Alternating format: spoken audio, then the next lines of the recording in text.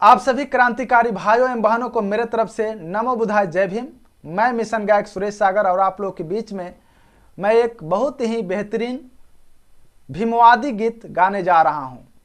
आप लोग गौर से सुनिएगा, ध्यान दीजिएगा और यदि आप सभी को पसंद आए तो कृपया करके लाइक, शेयर, सब्सक्राइब, कमेंट करना ना भूलिएगा। और यदि आप हमें फेसबुक पेज पर देख रहे होंगे तो कृपया करके हमारे फेसबुक पेज को फॉलो कर लीजिएगा।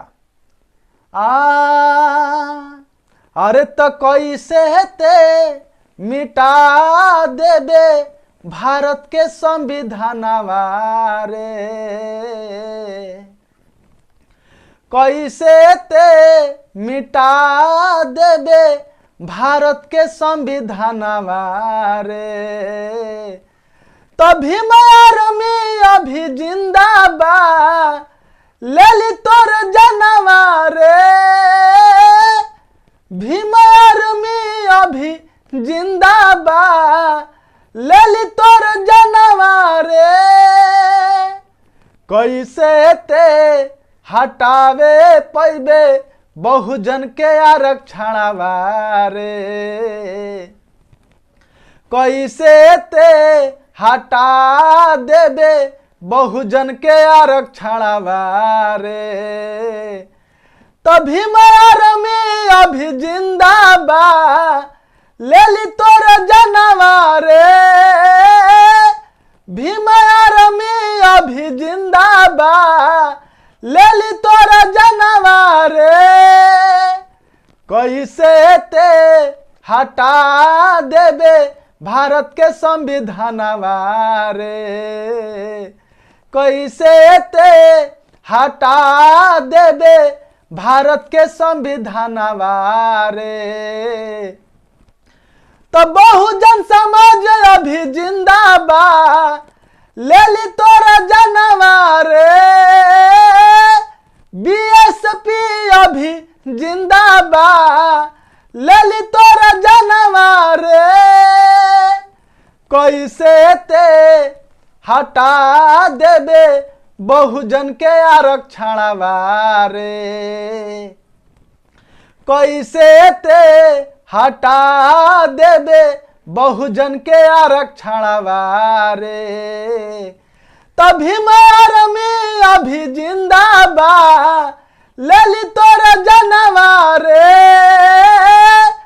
बहुजन समाज अभी जिंदा बा लेली तोर जनवा रे।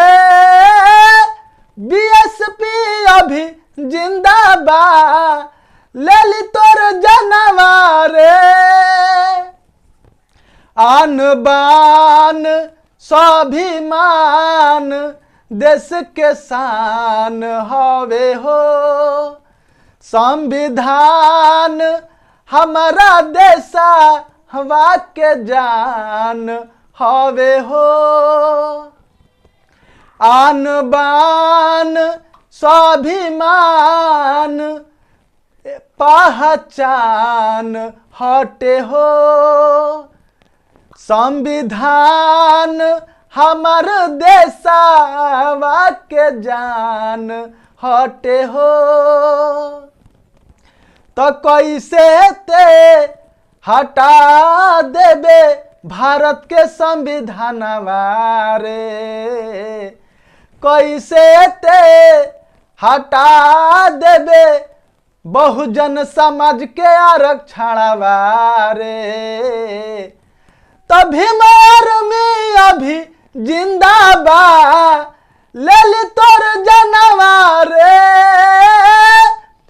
बहुजन समाज अभी जिंदा बा लेली तोर जनवा रे।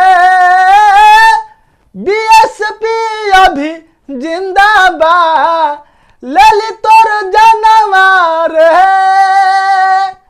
कैसे ते हटा देबे भारत के संविधानवा रे।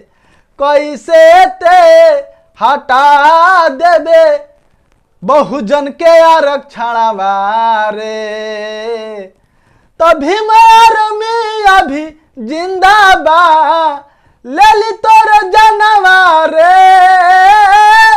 बीएसपी अभी जिंदाबाद, ले ली तोर जानवा रे, बहुजन समाज अभी जिंदाबाद, ले ली तोर जानवा रे। यदि आप सभी को पसंद आया होगा तो कृपया करके लाइक, शेयर, सब्सक्राइब, कमेंट करना नहीं भूलिएगा। और यदि आप हमें फेसबुक पेज पर देख रहे हो तो हमारे फेसबुक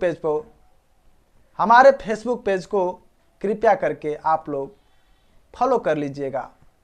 और आप लोग के बीच में बहुत ही अच्छे अच्छे सॉन्ग मैं लेकर आऊँगा।